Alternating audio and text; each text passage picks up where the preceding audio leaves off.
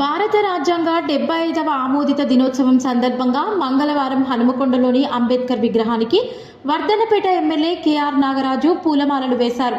ఈ సందర్భంగా MLA KR Nagaraju మాట్లాడుతూ బడుగు బలహీన వర్గాల అభ్యున్నతి కోసం డాక్టర్ బిఆర్ అంబేద్కర్ ఎనలేని కృషి చేశారని పేర్కొన్నారు. అంబేద్కర్ ఆశయాలను ప్రతి ఒక్కరూ కొనసాగించాలని అన్నారు.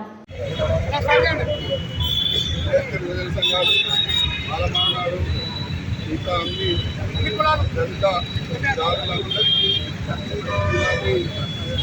రాజ్యాంగ ఆమోద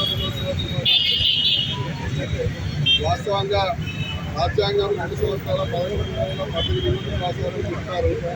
కానీ అంబేద్కర్ కేవలం 11 నెలల 10 నెలల 27 రోజులనే రాసిండు. ఆయనకు